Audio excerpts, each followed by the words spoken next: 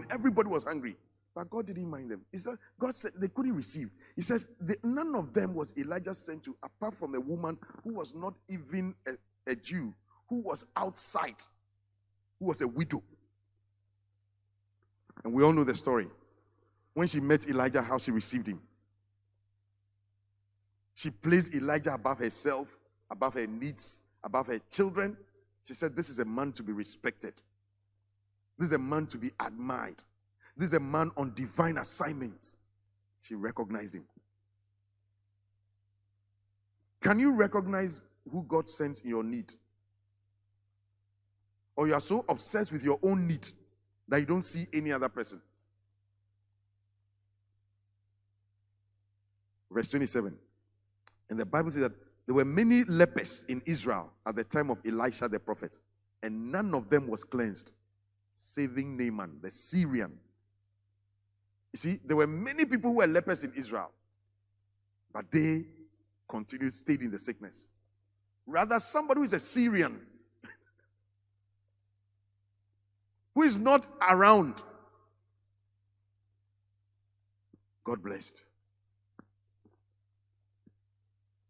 While his own people suffer, outsiders were experiencing miracles and breakthroughs. Church, God open our eyes. You see, we are at a very critical stage of this church. Critical. Where the choir, the ashes, you see, what you see will determine how you behave.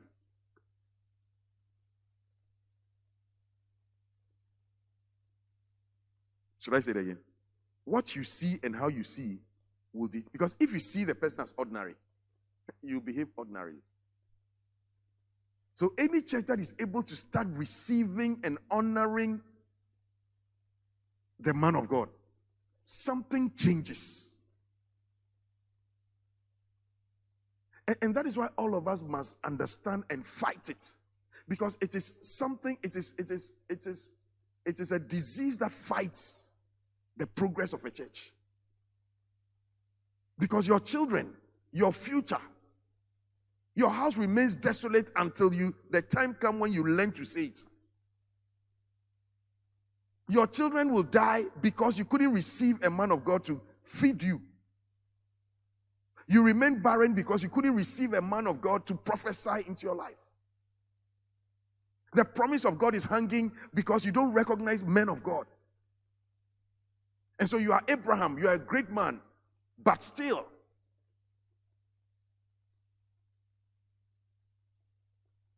there was a man sent from God. And I've shown you all the examples: Elijah, Elisha, all the people, Abraham, Melchizedek, all of them. You will find out that when they were received. In Luke chapter 4 verse 23, we see how people relate with the people God has sent. These are men of value. They add to your life. Unless you learn how to value. Because you can never appreciate and receive from what you do not value. Why is the man of God valuable? He carries the precious word of God. And the people around him must recognize and position to help him bring God's word to pass in our lives. Let's quickly look at a few verses about the value Israel placed on the men of God. 2 Samuel chapter 18, verse 1 to 3. And you wonder why David stands out as a great king. Because David's reign was totally different. Look at David, who had grown up as a shepherd boy. They knew him. They knew that he was a stepson. They knew his father Jesse. They knew that out of the brothers, he was the least person who was educated. They knew that he was a shepherd boy while his brothers were in the army. And yet when he became king, they revered him because they didn't consider him after his background. So look at it. David numbered the people that were with him and set captains of thousands and captains of hundreds over them. Verse 2. And David sent forth a third part of the people under the hand of Joab, and a third part under the hand of Abishai, the son of Zeruiah, Joab's brother, and a third part under the hand of Ittai the Gittite. And the king said unto the people, I will surely go forth with you myself also. So David is going to battle, and he sends part of the army, and then he says, I am coming with you. Everybody, let's read verse 3. 1, 2, go. But the people answered, thou shalt not go forth. Why? For if we flee away, they will not care for us. Neither if half of us die, will they care for us. But now thou art worth 10,000 of us. Therefore now it is better that thou succor us out of the city. What? What was the value of David? Why did David become such a great king? Because the people around him saw something and they said, hey, we are going to fight. We are going to battle. We know that in battle people die. And if we go and we die, it doesn't matter. But as for you, we will not let you go. We will not let you go. We will not expose your life. We will not let any silly person come and go and die in battle for us. No. And they said, we will protect you. And look at what they said. He says, but now thou art worth 10,000 of us. One man. He's also a human being. But look at the value. 1 is equal to 10,000. I mean, do you have such a value on anybody in life? I want to ask you, is there somebody you place value on so much in your life? Because many of us are walking around, there's no value on anybody. We are all the same. Is there somebody in your life that is worth 10,000 of your life? And you don't just say it as a Christian rap, but genuinely and sincerely, this is how you value this person. Is there somebody like, oh, you take everybody around you for granted? You are equal. What you can do, I can do. And because there's no value, there's no blessing. Because the blessing can only flow from something you value to down. Is somebody here with me? Because there are many people looking after God. They don't value anybody. They don't value anything. So the Israelites said, you are worth 10,000. Hey. 2 Samuel chapter 21. Come to 2 Samuel chapter 21. Quickly. 2 Samuel chapter 21 verse 15. Are you there? Let's read from verse 15 to 17 quickly. Moreover, the Philistines had yet war again with Israel, and David went down, and his servants with him, and fought against the Philistines, and David waxed faint. And Ishbi-benob, which was of the sons of the giant, the weight of whose spear weighed 300 shekels of brass in weight, he being girded with a new sword, thought to have slain David. He thought. David has gone to battle. Then one of the Philistines, who is just come, he has a new sword. He wants to be famous. He wants to fight a fight he shouldn't fight. And he just begins to think. But look at verse 17. But Abishai, the son of Zeruiah, succored him and smote the Philistine and killed him. Somebody just thought, I want to eliminate this guy. And then somebody rose up and says, you don't know what you are joking with. Look at why. Verse 17. Then the men of David swear unto him, saying, thou shalt go out no more with us to battle, that thou quench not the light of Israel. What did they call David? The light of Israel. It means that you are the reason why we see. You are the future. When you are, we are safe. When you are, there is development. And so because of that, somebody can't even attempt.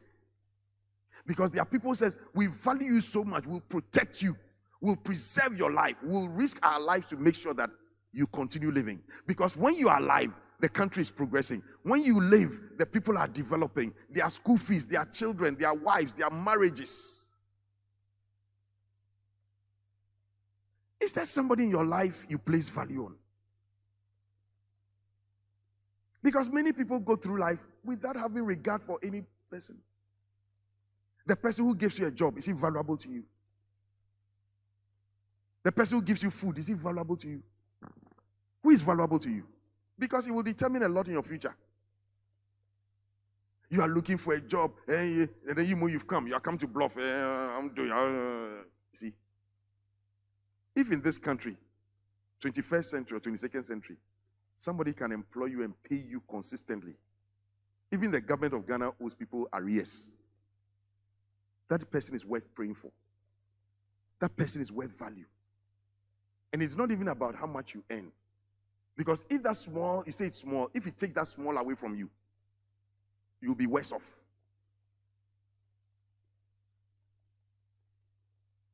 But many people in our generation have an entitlement mentality. So we've lost structure. And we've lost appreciation for people who have made things happen for us. And every time God sends somebody, the first is you fight him. And after all, well, the job that I'm doing, and this I'm doing, no. Because unless there is value, you see, your whole life concepts will start becoming deformed.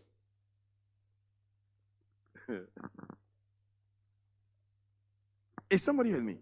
Unless there is value, your whole life becomes deformed. And as I say to you, just ask yourself, who do you value? Who is precious? Because it will determine how you relate. There are three major requirements to be able to receive and serve with a man of God. Number one, it's a life of sacrifice. Number two, it's a life of diligence. And number three, it's a life of faithful service. So one of the things is that you serve and you keep serving and you never lose that position. Offer to run errands. Comfort him and stand with him in pain. Defend and protect him. He is valuable in spite of the fact that he also sleeps and eats and goes hungry. And support him to make his ministry succeed. That's why you are around a man of God. Romans chapter 16 verse 3. It says, greet Priscilla and Aquila, my helpers in Christ, who have for my life laid down their own necks, and to whom not only I give thanks, but also all the churches of the Gentiles. So you find Paul saying that there is a couple, Priscilla and Aquila. I call them my helpers. Everybody say my helpers. So who are you around the men of God? Helpers. Helpers. I came to help. I came to serve. I came to offer my life. And the Bible says that who for my life. So it means that Paul was going through something. There were people who were prepared to inconvenience themselves to make him comfortable. You see, I've shown you Abraham and Melchizedek. I've shown you Abraham and the three men. I've shown you Elijah and the widow. I've shown you Elisha. I've shown you Jesus Christ and all of them. You will find out that the people around are people who locate, they receive, and they believe. And they are prepared to risk their lives. Don't just be a church member. Anybody who's going to tap into the blessing, there is something you are prepared to give to make the man of God comfortable.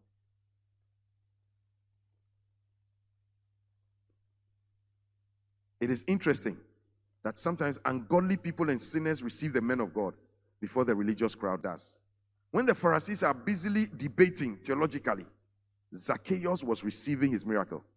It may cost you a bit of pride to run, to climb a tree, to appreciate him, but it is worth every effort.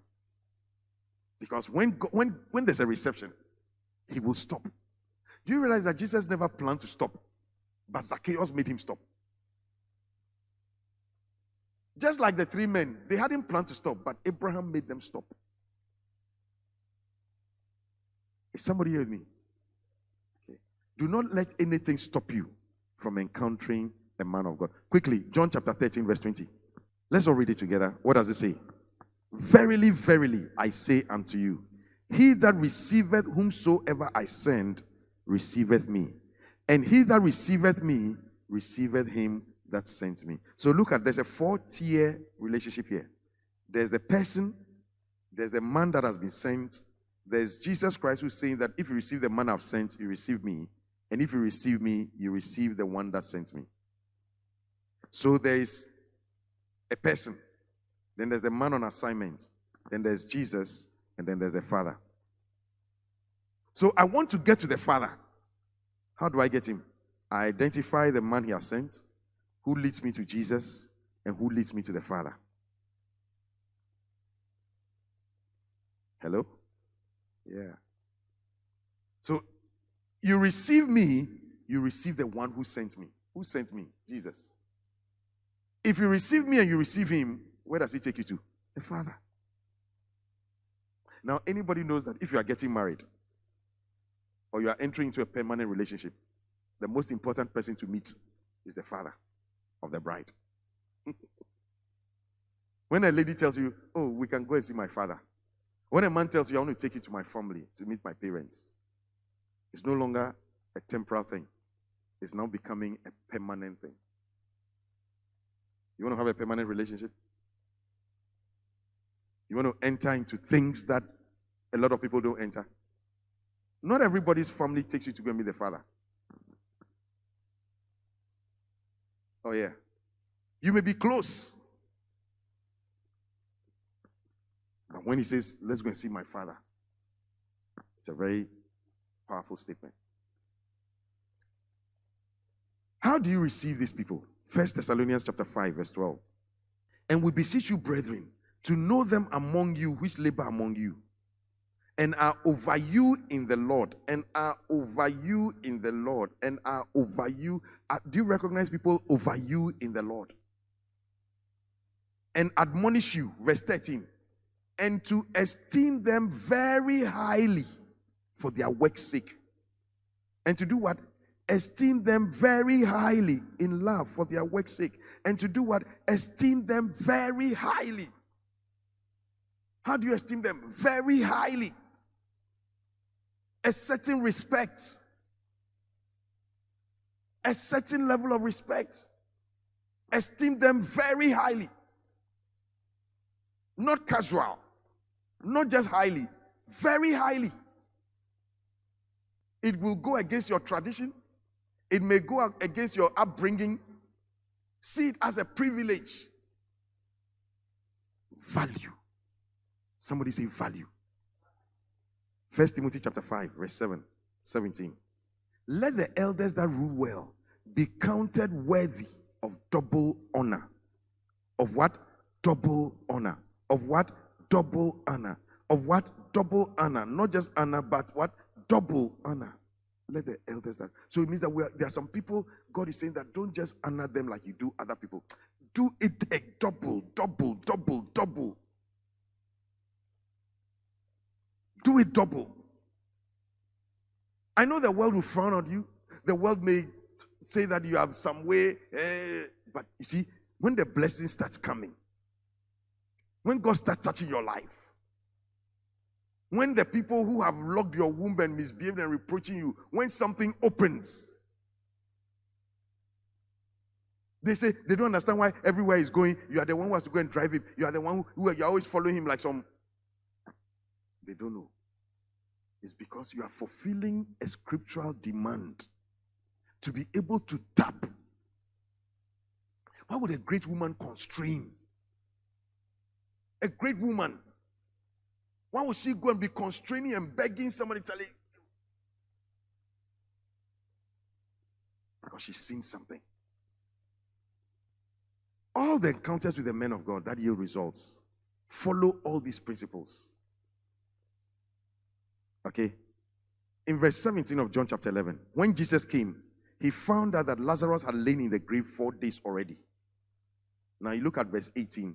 It says, Bethany was near unto Jerusalem, just about 15 furlongs. Very near. And yet Jesus' friend had died. And Jesus took 4 days. And many of the Jews came to Martha and Mary to comfort them concerning their brother. You see, the people who came around to mourn, they showed themselves, we are mourning. Verse 20. Then Martha, as soon as she heard that Jesus was coming, went and met him. But Mary sat still in the house. So then Martha is coming. She says that, Jesus said, no, so Martha stands up runs out and meets Jesus Christ. And she says, if you had been here, and my brother would not have died. You see?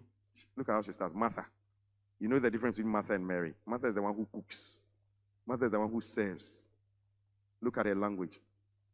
The language, is it of accusation? Is it of blame? And you should have been here. You were not here. If you had been here, you wouldn't have died. Verse 22. But I know that but she said, after that, she said, but I know, even that now, whatsoever you will ask God, He will give it to you. So even though she starts with a bit of disappointment, she says, I still know. I still believe in you. You were not here, but I still believe in you. Come to verse 28. After she talked and she did everything, the Bible says that, and when she had so said, she went her way and called Mary, her sister, secretly, saying, the master is come and calleth for thee. So when she was going, Jesus didn't follow her. Jesus said, when you go, I am in the city. I know that you have lost a brother. I am not coming. You come. Church, tell me, does it make sense? I have lost my brother. I was the one feeding you. I was the one giving you money. I was the one standing with you. You were just in Kolegono. I was in Mamprobi. You heard my brother had died. 4 days you didn't come. Now Martha has run to you. Come into the house and come and greet me. You have sent my sister to come and call me out. The first things are disrespect. But you see, if you want to receive a man of God, one of the things you have to learn to do is remove it. Because the Bible is clearly showing us the process to the miracle. The master is come and calleth for thee. Verse 29. And as soon as she heard that, what did she do? She arose what? She arose what? She arose what? And what? And came unto him.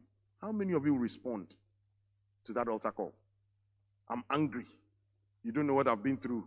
I'm the one mourning. I've been here 4 days. I've been crying. There are even people around me. It's inconvenience to leave them and come to you.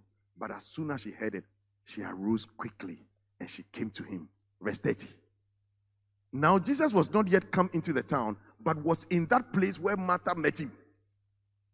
So Jesus was still in Kolegono. He hadn't come to Mamprobi. Here, and he still stayed there 4 days. He still stayed there. And Martha moved from Mamprobi all the way to go to Jesus in Kolegono. And look at it, verse 31. The Jews which were with them in the house and comforted her, when they saw Mary, that she rose up hastily and went out, followed after her. She's going to the grave to weep there. Verse 32. But she wasn't going to the grave. Then when Mary was come where Jesus was and saw him, she fell down at his feet. What? What? Church, what? This is value. This is appreciation. This is service. This is honor. This is looking beyond how you feel, recognizing a man of God. I said, Lord, if you had been here, my brother would not have died. I thought the first thing you should have said is, Bakuba.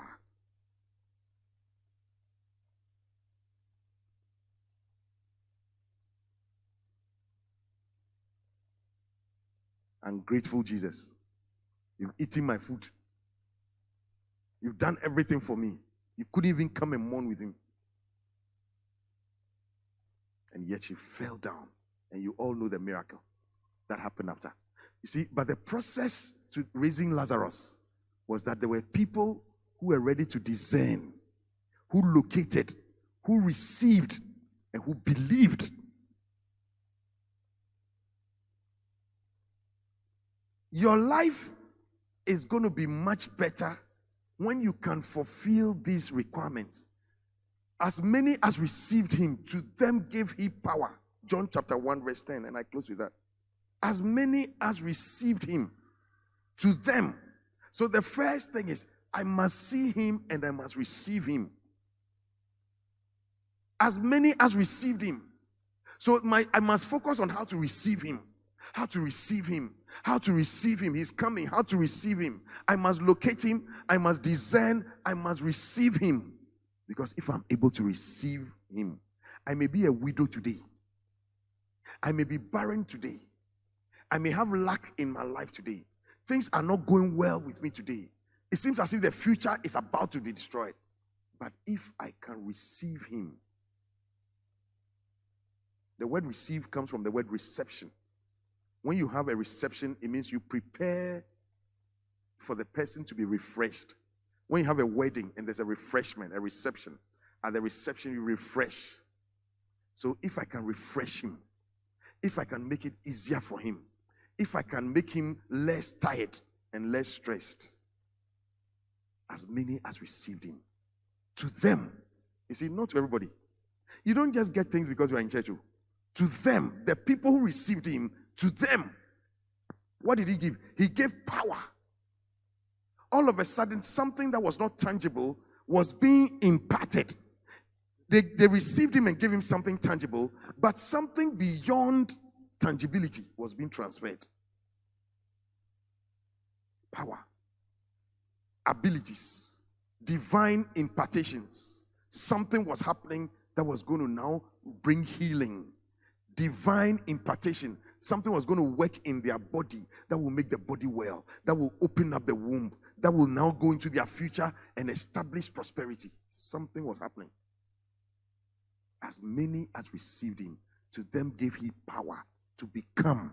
It means that they were not, but now the process was going to happen. They were going to metamorphosize. There was going to be a metamorphosis. There was going to become a becoming. I am not, but I am becoming rich. I am not, but I'm becoming well. I am not, but I'm becoming employed. I am not, but I'm becoming better. A process was about to take place of transformation. To become. To become. Why? Because there was a reception. Is somebody heard me? I've shown you how they place value. You see, without value, you can't receive. But there's value. There's value. Rise on your feet.